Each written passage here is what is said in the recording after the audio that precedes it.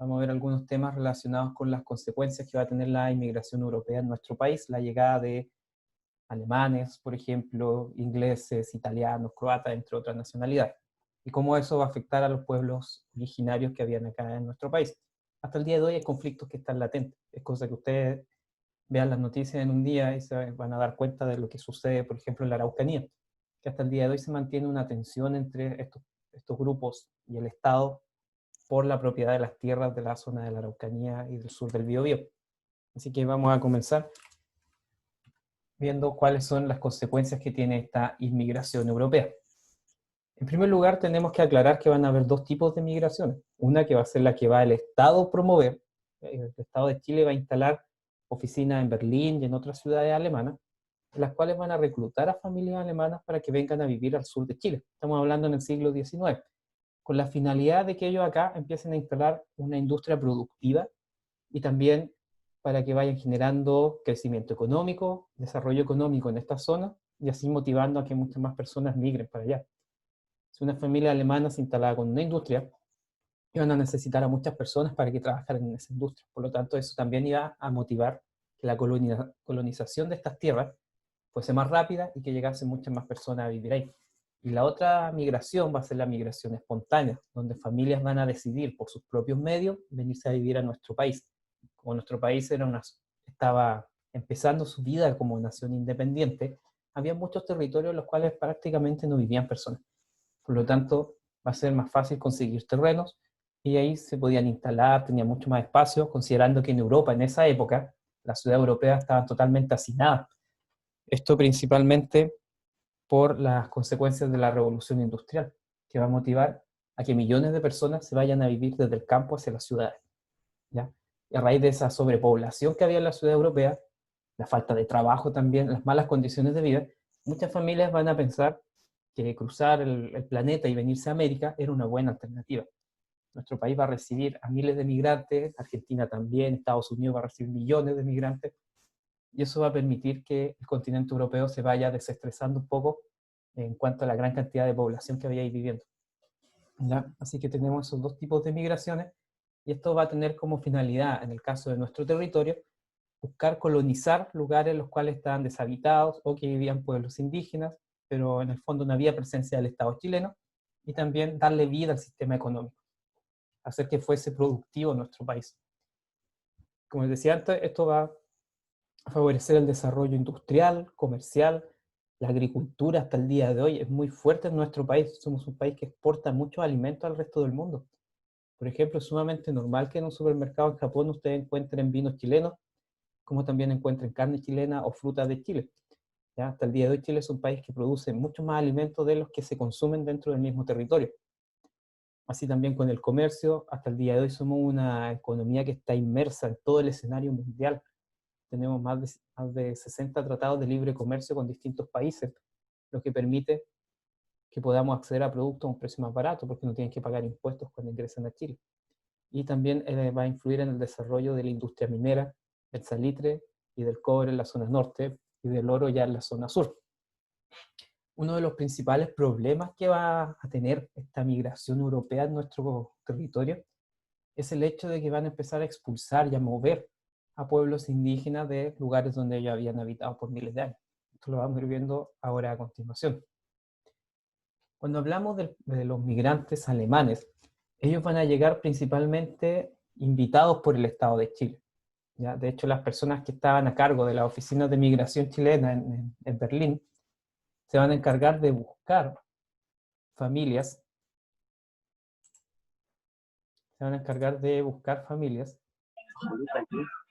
para que vengan a Chile, ¿ya? En 4K. Así que, ¿cuál va a ser la finalidad de esta migración, de todas estas personas que van a venir llegando acá? Les sugiero que cuando ingresen coloquen su nombre, porque si no después cuando yo saque la asistencia no van a quedar presentes si colocan cualquier nombre. Así que estas familias cuando llegan acá invitadas por el Estado de Chile, tenían como finalidad el desarrollo empresarial, el desarrollo industrial, de forma que hicieran rentable la economía chilena.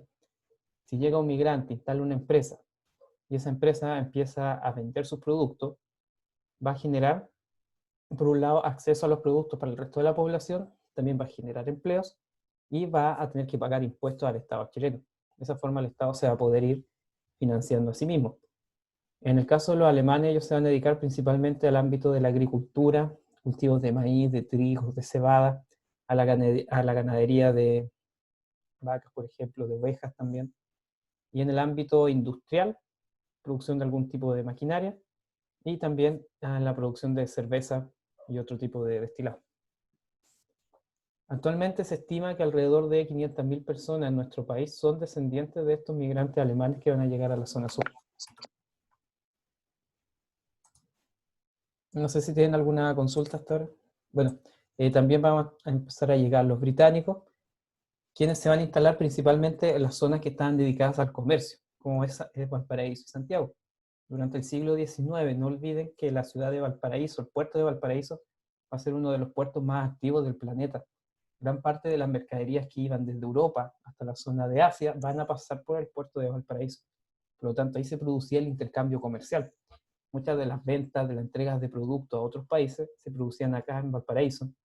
Y eso va a permitir que se vaya desarrollando la industria financiera. Gran parte de esos negocios involucran millones de pesos. Y por lo tanto, para no tener que andar transportando este dinero a través de los barcos, lo cual era muy inseguro, los bancos van a empezar a entregar una especie de cheque que ellos podían cobrar después al país cuando llegaran a Inglaterra o España, por ejemplo. Así que por eso es que va a surgir tanto esta actividad comercial y financiera tanto en Valparaíso como Santiago. De hecho, los primeros bancos que se van a instalar en Chile, bancos extranjeros, van a estar en la ciudad de Valparaíso. Y como producto de ese gran desarrollo, esta ciudad va a ser la primera que va a tener electricidad en sus calles. Ya mucho antes que Santiago, Valparaíso va a tener una red eléctrica. Ese era el nivel de desarrollo que tenía la ciudad. Si ustedes han tenido la oportunidad de ir para allá o se han visto fotografías de Valparaíso, se van a dar cuenta que la ciudad, por lo menos en el plan, la parte que está cerca del puerto, tiene una arquitectura que es bastante similar a una ciudad europea. Y eso en gran parte gracias a la influencia de los migrantes británicos que llegaban acá a nuestro puerto principal. También algunas tradiciones de ellos se van a incorporar dentro de nuestra cultura, como es el caso del fútbol, como también es el caso del consumo de té. Chile es un país que consume muchísimo té y eso está relacionado con los ingleses que llegan acá y empiezan a importar este producto. También con el caso del fútbol, que es un deporte que empiezan a practicar ellos, los colonos que llegaron de Inglaterra, y con el paso del tiempo, esto se va a ir masificando y el día de hoy el fútbol es uno de los deportes más populares que existe en Chile.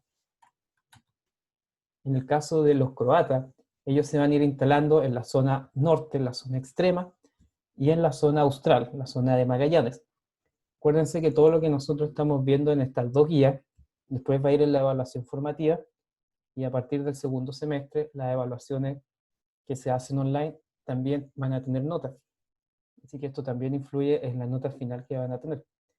Cuando hablamos de los croatas, por ejemplo, ellos se van a instalar en la zona norte, dedicados a la minería al salitre, y en la zona sur, a la minería de oro y también a la crianza de ovejas. ¿Ya? No se olviden de esas dos distinciones. Los croatas en el norte, minería; croatas en el sur, a la crianza de ovejas, también a la minería. Pero minería de oro, y en la zona norte, minería del salitre.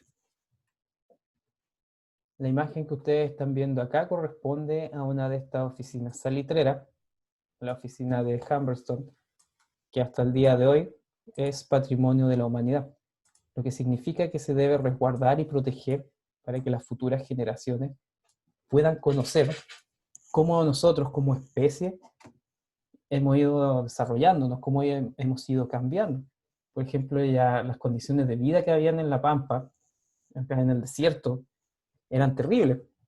Estamos hablando de ciudades que se construían con la finalidad de que ahí vivieran los trabajadores del salitre. Tenían teatros, comercios, hospitales, escuelas, pero en general la vida en la mitad del desierto era bastante dura. Y muchos de estos trabajadores se les pagaba con fichas que solamente podían gastar en las pulperías que habían en las mismas oficinas salitreras. O sea, en el fondo les pagaban para que ellos gastaran su dinero en el negocio que tenía el dueño de la empresa que les estaba pagando su sueldo. Era como cuando en Laja existía la Cofacela y mucha gente que trabajaba en la fábrica gastaba casi todo su sueldo en compra de la Cofacela y después ahí le descontaban por su por su plantilla de sueldo. Acá era algo bastante similar, el dinero se quedaba dando vueltas en los mismos dueños. Así que por eso hasta el día de hoy se conservan esas oficinas salitreras, porque es parte del legado histórico de nosotros como especie, para que las futuras generaciones puedan comprender cómo hemos ido construyendo una sociedad cada vez más justa y podamos ver las condiciones de vida bastante inhumanas que habían hace un siglo atrás.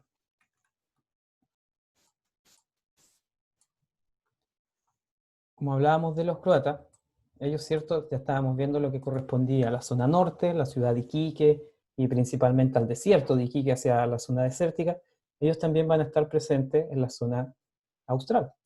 La imagen que ustedes están viendo corresponde a la ciudad de Punta Arenas, donde también van a llegar muchos colonos croatas con la finalidad de buscar oro y también con la finalidad de criar ovejas. ¿Por qué ovejas? Las ovejas necesitan consumir mucho pasto, y las llanuras que existen en la Patagonia son muy extensas, son prácticamente planas y son ideales para ir moviendo las ovejas de un lugar a otro, ¿cierto? Las tienen pastoreando en un campo determinado, un par de semanas. Una vez que ya logran sacar todo el alimento que había ahí, las trasladan a otro campo, y debido a la gran extensión que tiene la Patagonia, es muy fácil poder hacer eso con miles de ovejas. Si ustedes buscan imágenes o videos en YouTube, van a ver, por ejemplo, a veces cuando se acarrean de un campo a otro las ovejas, estas ocupan una carretera completa, no puede pasar ningún auto, ya ustedes ven como miles de ovejas van caminando junto al pastor que los va llevando hacia los nuevos terrenos. Ahora vamos a ver el caso de la migración italiana. Ellos también van a llegar a la zona sur, principalmente la zona del Biobío y la Araucanía. ¿Cuáles son la finalidad que van a tener ellos? ¿Por qué se vienen acá a Chile? Bueno, como nuestro país estaba en formación, se necesitaba que llegaran personas con profesiones.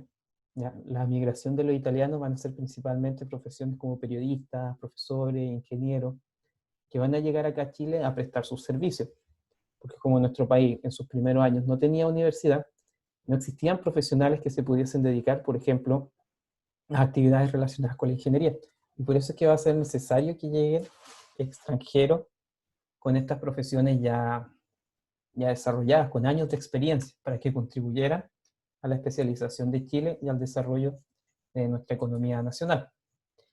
¿Cuál va a ser el problema que van a tener estos pueblos con estos migrantes, con los pueblos originarios? Por ejemplo, en gran parte de la zona de la Araucanía y del Biobío, habían habitado por miles de años el pueblo mapuche. El pueblo mapuche, en su cosmovisión, en la forma que tienen ellos de ver la realidad, para ellos no existía esta idea de propiedad privada como existe para nosotros el día de hoy, en la cual yo tiro un par de líneas y reclamo que este territorio pertenece, ¿cierto?, a mí. Para ellos no existía esa idea de que las personas eran dueños de las cosas. Por lo tanto, ellos compartían la tierra, compartían los alimentos, los animales, todo. Y cuando llegan los primeros colonos alemanes, por ejemplo, y empiezan a expandir sus terrenos, cuando se dan cuenta que necesitan más territorio para cultivar, para criar sus animales, empiezan a desplazar a los indígenas que habitaban en esa zona. No se olviden de eso. Nosotros en la guía anterior vimos un concepto que era la desterritorialización. Este concepto lo que hace, lo que explica, en el fondo, es cuando un pueblo es expulsado de la tierra en la que él había vivido por miles de años, porque se instala otro pueblo a vivir ahí. Ese es el concepto de desterritorialización que se va a producir en el caso de los migrantes europeos con el pueblo mapuche. Llegan los migrantes y empiezan a expulsar a los mapuches de su territorio. Ahí se está produciendo la desterritorialización. En cambio, si ellos hubiesen llegado a una isla desierta o un lugar donde nunca nadie había habitado, alguien, ahí estaríamos frente al fenómeno de la territorialización. No se olviden de la diferencia entre esos dos conceptos. Fue una de las preguntas que tuvo más respuestas incorrectas en la última evaluación. Así que probablemente puede que aparezca en la próxima, ¿ya? Como para corroborar de que aprendieron bien el concepto. Así que no se olviden de eso. Territorialización corresponde a cuando se llega a habitar un lugar en el cual no vivían personas antes. En cambio, cuando hablamos de la desterritorialización, quiere decir que estamos desplazando un pueblo que habitaba en esta zona determinada, lo sacamos de ahí y nos instalamos nosotros a vivir ahí, u otro pueblo se instala a vivir ahí. Y eso es lo que va a suceder con los pueblos indígenas. sobre todo con el pueblo mapuche, acá en la zona de la Araucanía y la zona sur de la región del Biobío. ¿Por qué no va a pasar lo mismo con otros grupos indígenas, como por ejemplo los picunches que habitaban en la zona del Valle Central? Porque ellos durante la época colonial van a relacionarse con los españoles y se van a ir mezclando, se va a producir un proceso de mestizaje, donde en el fondo el pueblo picunche va a desaparecer, pero no porque haya sido exterminado ni expulsado de sus tierras, sino que va a desaparecer porque se va a ir mezclando con los españoles. Van a empezar a tener hijos entre ellos y finalmente va a desaparecer este pueblo como algo más independiente. En cambio, con el pueblo mapuche va a pasar, si ustedes se acuerdan lo que vimos en las semanas anteriores, Chile estaba concentrado entre Copiapó y Concepción. Entre Concepción y Valdivia era un territorio habitado por los mapuches, y donde no se va a producir un mestizaje ni un intercambio como sí se produjo en la zona del Valle Central. Ellos van a mantener cierta autonomía en su territorio durante la época colonial. De hecho, los españoles no van a lograr someter al pueblo mapuche en estos territorios. Después, más adelante, cuando Chile empieza su vida como república independiente durante el siglo XIX, es que el Estado va a empezar a ocupar estas tierras por la fuerza principalmente, pero no se va a producir un proceso de mestizaje como fue en la zona del Valle Central. Por eso es que hasta el día de hoy existe el reclamo de este pueblo por los territorios de los cuales ellos fueron expulsados y que se les fueron entregando a los distintos migrantes extranjeros. Como les decía antes, relacionado con la expansión que van a tener, por ejemplo, los colonos alemanes por el tema de la agricultura, desde 1870 en adelante, es que van a empezar a perder gran parte de su territorio. Y esto se va a producir principalmente porque el Estado veía que estas tierras no estaban siendo aprovechadas. Por ejemplo, el pueblo mapuche no estaba caracterizado por un desarrollo como civilización que tuviese una agricultura expansiva, no tenía un gran desarrollo tecnológico tampoco. Estaba recién en una fase de trabajo con los metales, en una civilización semi-nómade. Por lo tanto, no había una presencia tan marcada en algunas zonas y habían vastas tierras que eran fértiles, ideales para cultivar trigo, para la cebada, para elaborar la cerveza, por ejemplo, o terrenos muy fértiles para desarrollar la ganadería. Y esas tierras estaban desaprovechadas. Y por lo tanto el Estado veía con buen ojo que los migrantes se fuesen apoderando de esas tierras porque le iban a sacar un provecho económico, cosa que el pueblo mapuche no hacía. Porque en la cosmovisión indígena no está el hecho de tener que sacarle un provecho económico a las tierras o a los animales o a lo que uno tiene, sino que es principalmente para satisfacer las necesidades que tiene el pueblo. ¿Ya? Así que por eso es que se va a permitir esta expansión de las tierras cultivables, esta expansión de las estancias ganaderas, esta expansión agrícola también. Siguiendo con la misma idea, como les decía antes, el Estado va a ser vista gorda de las demandas que tenían los pueblos indígenas y va a preferir, ¿cierto?, entregar estas tierras a alguien que le va a sacar un provecho económico, alguien que va a generar empleo, que va a generar ingresos para el Estado, por sobre alguien que iba a tener la tierra ahí sin trabajar, sin ninguna utilidad. Así que por eso es que no se va a considerar, por lo menos durante el siglo XIX, el tema indígena en cuanto a la distribución territorial. Y ya un caso más extremo está relacionado con lo que va a vivir el pueblo de los Selknam, en la zona austral de Chile. Ellos van a ser perseguidos por los migrantes croatas, por los migrantes ingleses, también por los italianos que van a llegar en la zona austral, quienes se van a dedicar a la crianza de ovejas. ¿Cuál va a ser el problema que van a tener ellos con los Selknam? ¿Y por qué los van a empezar a perseguir? De hecho, este pueblo va a ser prácticamente exterminado.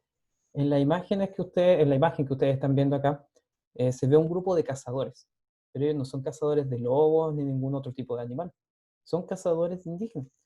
Ellos van a ser autorizados prácticamente por el Estado para que lleven a cabo un exterminio sistemático de estos indígenas. Los Selknam y los Aoniken van a ser perseguidos. ¿Y por qué? ¿Qué es lo que pasa? Bajo la cosmovisión que ellos tienen como pueblo originario, y bastante similar a lo que pasaba con el pueblo mapuche, para ellos no existe esta idea de propiedad privada que nosotros tenemos tan instalada el día de hoy, donde si yo me compro algo, eso pertenece para mí. Si yo tengo un campo, ese campo es mío y no puede entrar otra persona. Si tengo un manzano en mi casa, las manzanas de ese manzano son mías. Para ellos no existía esa idea y no existe en su cosmovisión.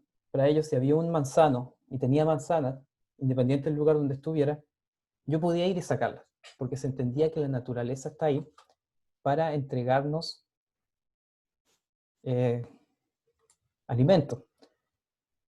En el caso de lo que está planteando Steven, una guerra, pero una guerra ¿de qué tipo? ¿Con quién? ¿Entre quiénes?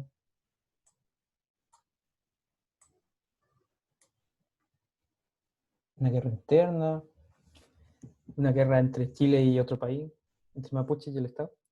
Que actualmente yo creo que hay que hacer la diferenciación entre... Hay dos grupos grandes, la mayoría de las personas que pertenecen a esta comunidad mapuche son de carácter pacífico. No son personas que se manifiesten de forma violenta, ni personas que intenten tomarse terrenos por la fuerza. Por lo tanto, la pregunta que tú estás planteando entre que puede existir una guerra es muy complejo y es muy complicado que llegue a suceder. Lo que pasa actualmente, de acuerdo a lo que nos ha presentado tanto las estadísticas oficiales del gobierno como los medios de comunicación, es que existen pequeños grupos armados y organizados que están haciendo actos de índole que podría ser catalogado como terrorista, pero son grupos pequeños que están exigiendo una autonomía por parte del pueblo mapuche en esa zona. Pero la mayoría de las personas que pertenecen a estas comunidades no son violentas, por lo tanto es un grupo muy reducido. Así que para responder la pregunta que tú estás haciendo en cuanto a la posibilidad de una, entre comillas, guerra, es muy poco probable. ¿Ya? De hecho, hay muchos tratados internacionales que nuestro país ha firmado que protegen a los pueblos originarios. Y además, en cuanto al ámbito de los derechos humanos, sería muy complejo el tema de llevar a cabo, entre comillas, una guerra.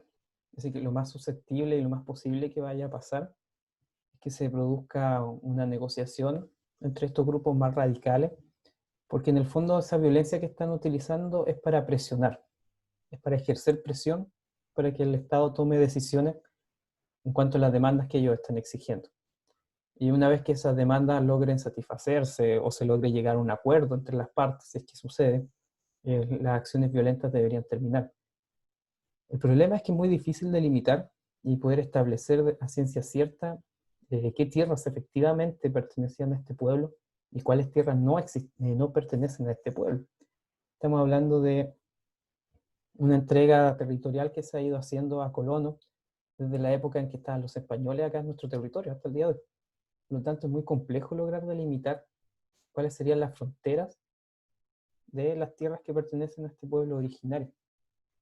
Así que, respondiendo a tu pregunta, el hecho de una guerra así como tal, una guerra formal, es prácticamente imposible que suceda. ¿Ya?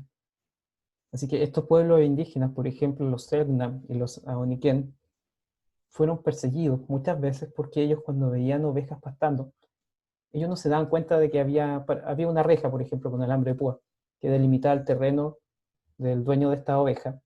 Pero ellos cuando veían el animal, para ellos era un animal, y el animal podía ser cazado porque ellos necesitaban alimentarse. Dentro de la cosmovisión que ellos tienen, no existe esta idea de que un animal le pertenece a alguien. Para ellos la naturaleza nos pertenece a todos. Y si yo tengo hambre y necesito cazar un animal para alimentar a mi familia, tengo que hacerlo. Entonces ellos saltaban estas rejas, cazaban a la oveja y se las llevaban. Y claramente eso le va a molestar a los dueños de estas ovejas.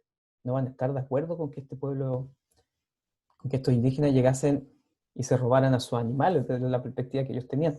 Y van a empezar a pagarle a personas que se van a dedicar a cazarlos. ¿De qué forma les pagaban? Les pagaban un par de libras esterlinas, que es la moneda que se usa en Inglaterra, que era como, en la época era como el dólar actual, que era la moneda que se utilizaba de forma internacional. Les pagaban dependiendo de la cantidad de orejas que llevasen o de cabezas que llevasen de estos aborígenes. Y acá también se va a intentar, en cierta forma, incorporarlos a los pocos que fueron quedando, de incorporarlos al Estado, de incorporarlos a la nación chilena en el fondo, transmitiéndole el idioma del español, las creencias como el catolicismo, tratando de enseñarles a leer, a escribir. pero la interacción entre personas que venían de Europa con estos aborígenes va a ser bastante nefasta, podríamos decir, porque muchos de ellos se van a enfermar. Enfermedades que los europeos llevaban durante siglos en su organismo, como la gripe, que si el día de hoy nosotros nos pegamos una gripe o resfriado común, en un par de días ya vamos a estar bien, porque nuestro sistema inmune está acostumbrado a esa enfermedad, la hemos tenido todos más de una vez en nuestra vida, por lo tanto sabe nuestro organismo cómo defenderse.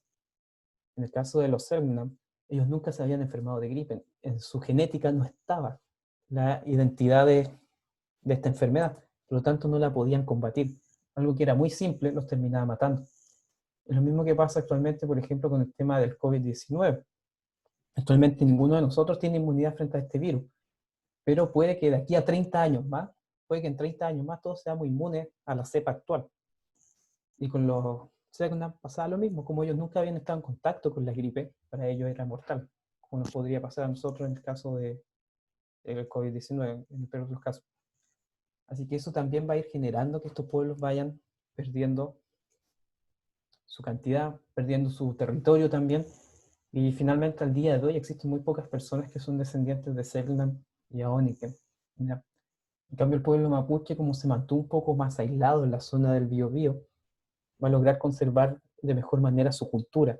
Y hasta el día de hoy existen familias que no han tenido mestizaje con descendientes de europeos. Así que estos son los temas centrales que están en la guía que corresponde esta semana, que es la guía número 5. Esta guía, acuérdense que ahora hay que empezar a subir las guías resueltas. Su profesora jefe les va a indicar cómo se va a ir haciendo en las distintas asignaturas, pero a ustedes se les va a crear, todos ustedes tienen un correo institucional, en ese correo electrónico se les va a enviar un link para que puedan ingresar a los classrooms de la asignatura, que son una especie de aulas virtuales, donde ustedes van a encontrar ahí la información respecto a los horarios de clase. También ahí van a estar los links para conectarse a las clases, y probablemente empecemos a usar otro programa que es más amigable, más fácil de utilizar. Van a quedar grabadas ahí las clases, el material, las presentaciones, todo lo vamos a ir subiendo ahí.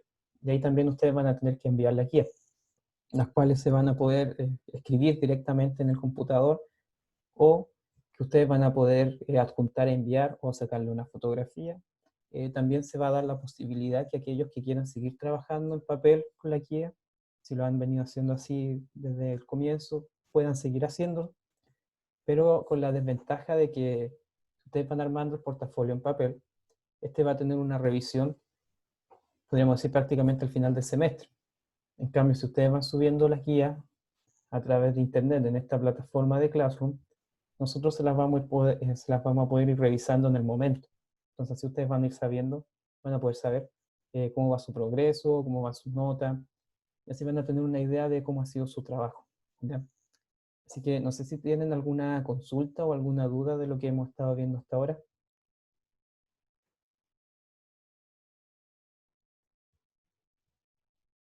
Esta guía entonces sí se la tenés que mandar. Sí, la guía número 5 de esta guía en adelante son las que ustedes van a tener que enviar.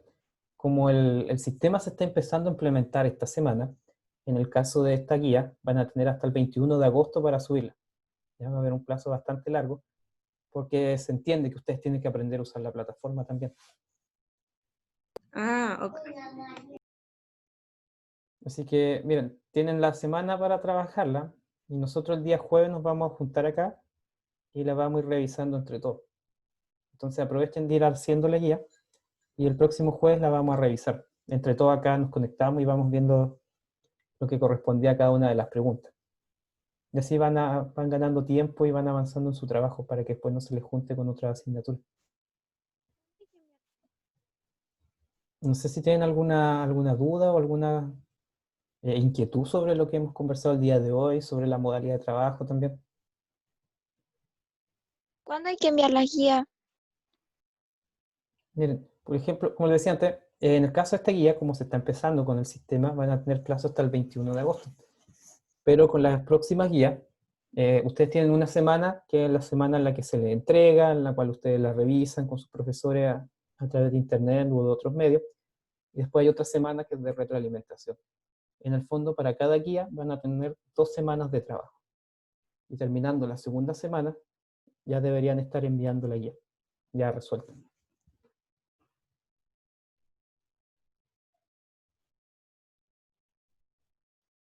No sé si eso responde a la pregunta. ¿Por qué los europeos vinieron a Chile a colonizar? Bueno, Steven, en primer lugar, por lo que les decía que en el caso de Europa, las ciudades se habían expandido tanto, habían tantas personas viviendo en las ciudades que ya no había prácticamente espacio. Y también porque el Estado de Chile va a promover que las personas vengan para acá. El Estado le entregaba terreno a las personas. Por ejemplo, si ustedes eran, no sé, habitaban en la ciudad de Berlín, era una familia trabajadora que se dedicaba a la industria. El Estado chileno incluso a ustedes les ofrecía venirse para acá, les pagaban el viaje y todo, y acá les entregaban terreno, para que la misma industria que ustedes tenían en Alemania, la desarrollaran acá en nuestro país. Por eso es que se van a venir a Chile. Es como si el día de hoy a nosotros nos ofrecieran, ¿sabe qué? Vamos a empezar a colonizar Marte, y cada persona que se vaya a Marte, le vamos a regalar 30 hectáreas de tierra, para que instale ahí su casa, y para que instale una empresa, o se dedique a, no sé, a criar animales, por ejemplo, en el caso hipotético. En esa época pasaba lo mismo. Como Chile, en gran parte de su territorio, no habían personas viviendo en él, no habían ciudades, necesitaban que llegase gente a vivir acá. Por eso es que va a ser atractivo para ellos. Imagínense, te están regalando, no sé, 10 hectáreas de tierra, claramente vas a querer irte si es que vivía en una ciudad que estaban todos hacinados, en la cual era muy difícil desplazarse. Por eso es que van a venir para acá.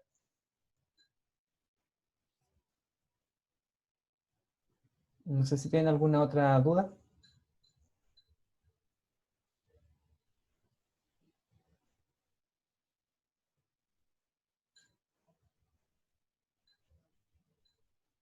¿No? Bueno, si no hay más consulta, les doy las gracias por haberse conectado acá. Acuérdense